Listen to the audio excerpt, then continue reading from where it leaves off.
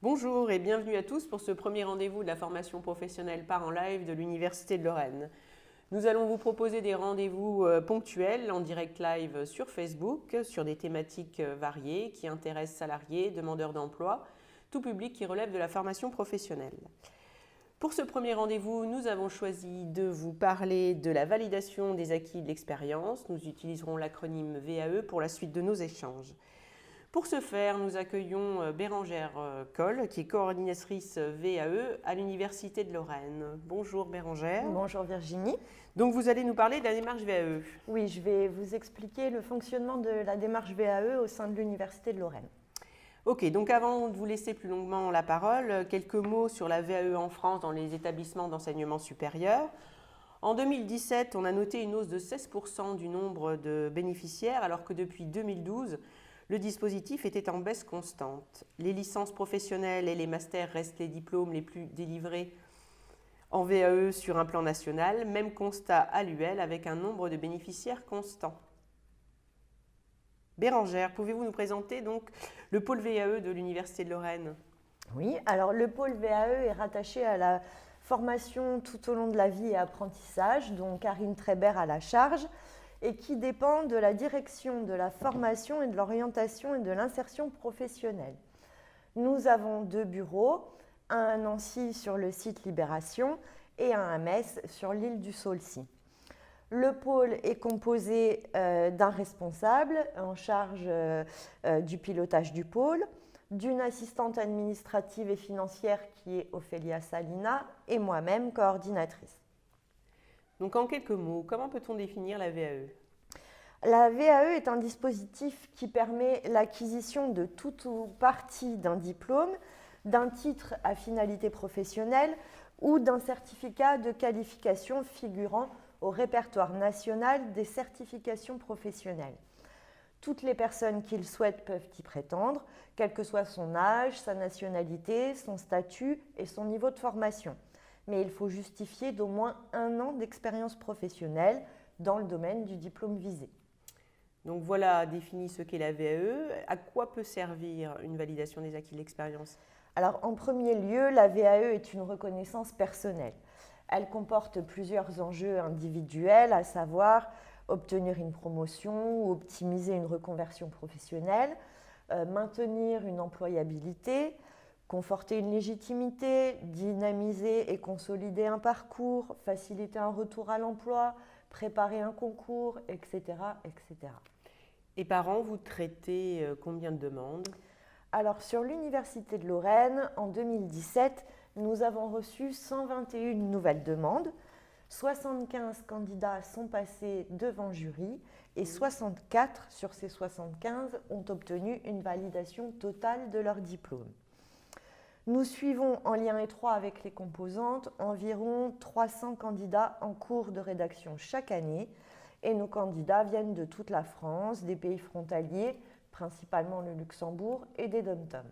D'accord, donc si je suis salarié au Luxembourg, je peux venir faire une VAE à l'Université de Lorraine?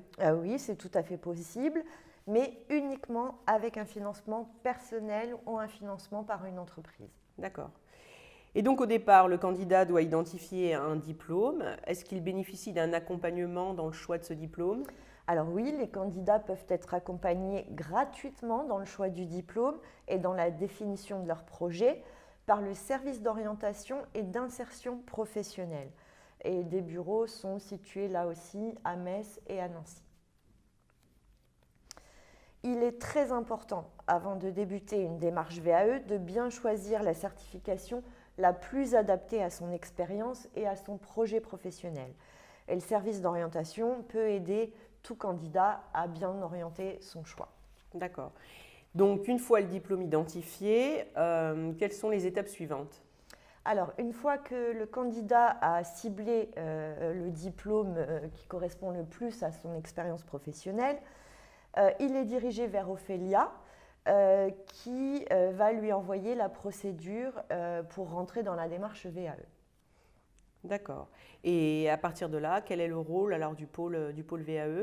Alors, le pôle centralise les nouvelles demandes qui lui arrivent soit directement, Donc là, le candidat aura trouvé les coordonnées du pôle sur le site internet de l'université, soit par le service d'orientation. Donc là, les candidats sont orientés par les conseillères d'orientation vers le pôle VAE, ou parfois par les composantes qui reçoivent directement les demandes.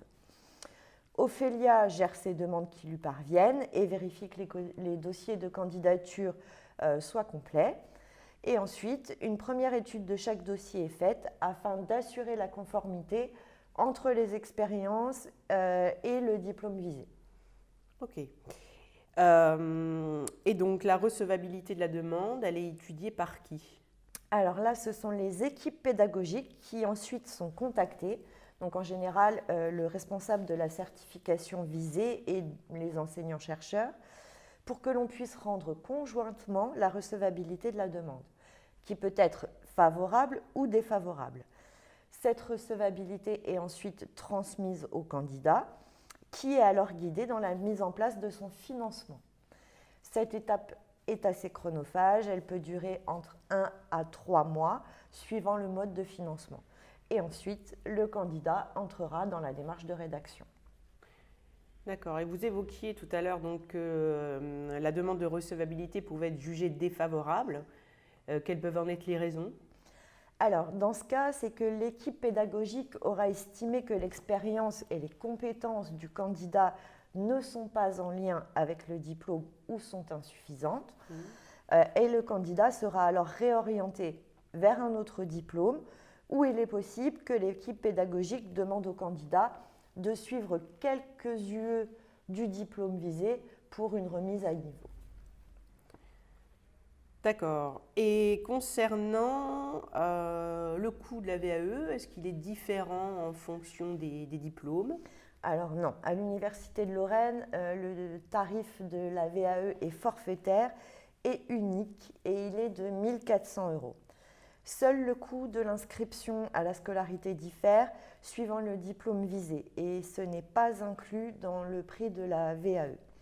Donc chaque candidat doit se renseigner sur les différentes possibilités de financement proposées par les autorités compétentes, à savoir le pôle emploi, l'employeur, etc. Mais bien sûr, chaque candidat peut également financer personnellement sa VAE. Et attention, les frais de scolarité ne sont pas pris en charge par les organismes financeurs. Et concernant les droits de scolarité, est-ce que vous pouvez nous indiquer un coût moyen? Alors, les droits de scolarité pour l'année 2018-2019 sont les suivants. Pour un DUT, une licence ou une licence pro, ils sont de 170 €. Pour un master, de 243 €. Pour un diplôme d'ingénieur, 601 € et pour un doctorat, 380 €. Okay. Donc une fois que le financement est accordé, que se passe-t-il pour le candidat?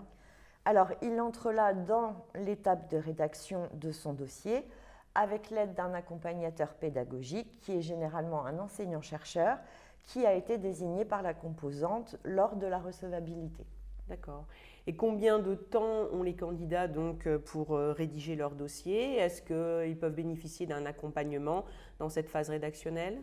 Alors là, la durée de l'étape de rédaction est très variable en fonction de différents critères, tels que le degré d'implication du candidat, le rythme de travail de chacun, la disponibilité, etc. Nous proposons à tous nos candidats et à leurs accompagnateurs un atelier méthodologique mensuel qui permet d'engager la démarche de rédaction. Nous y donnons des outils et des moyens qui permettent au candidat de mener à bien sa rédaction. D'accord. Donc vous proposez quoi précisément dans ces ateliers? C'est des outils d'aide pour adopter une démarche réflexive et d'analyse détaillée. Cet atelier est une excellente amorce du process qui cadre davantage les contextes et les attendus. Les accompagnateurs y sont d'ailleurs également conviés, ce qui permet un premier contact entre accompagnateurs et candidats. D'accord. Et donc, concernant le jury, il se déroule comment? Les candidats soutiennent oralement, pendant une vingtaine de minutes devant un jury composé majoritairement d'enseignants-chercheurs ainsi que des professionnels de la branche et des membres consultatifs qui sont un représentant du pôle VAE, le référent VAE de la composante et l'accompagnateur pédagogique. Donc, à l'issue de ces 20 minutes, le jury pose autant de questions qu'il le souhaite au candidat pour compléter son information.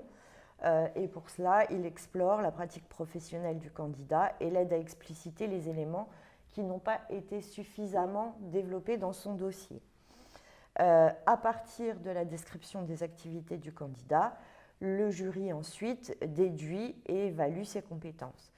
Après cet échange, le candidat est invité à sortir de la salle et le jury délibère et nous rendons le résultat au candidat directement. D'accord, donc à l'issue de la délibération, alors quels sont les cas de figure possibles pour le candidat? Alors, il y a 3 cas de figure possibles. Donc une validation totale, une validation partielle ou dans de très rares cas, une validation nulle. En cas de validation totale, le candidat obtient son diplôme qui a la même valeur qu'un diplôme obtenu par la formation initiale. Aucune mention particulière n'apparaît sur un diplôme obtenu par le biais de la VAE. En cas de validation partielle, là, le candidat aura des prescriptions avec une durée pour réaliser ces prescriptions et il repassera devant le jury. D'accord, donc vous venez d'évoquer la possibilité d'une validation partielle. Qu'est-ce que ça signifie précisément? Que le candidat n'aura validé qu'une partie des attendus du diplôme et les prescriptions seront données en fonction de ses manques. Le candidat sera réévalué lors d'un deuxième jury et il prendra ensuite, le jury réévaluera le candidat suite à ce deuxième oral. D'accord. Et est-ce que le jury peut proposer au candidat de suivre un module de formation du diplôme visé, par exemple? Oui, tout à fait. C'est une préconisation possible. Dans ce cas de validation partielle, le jury va préconiser l'inscription à une ou certaines UE du diplôme afin de combler les lacunes en termes de compétences en lien avec le référentiel. D'accord. Écoutez, nous voilà plus au clair sur ce qu'est la VAE à l'Université de Lorraine. Donc, merci Bérangère Coll de nous avoir apporté toutes ces précisions et de nous avoir fait découvrir le dispositif VAE au sein de l'Université de Lorraine. Donc, merci. Merci Virginie. Au revoir.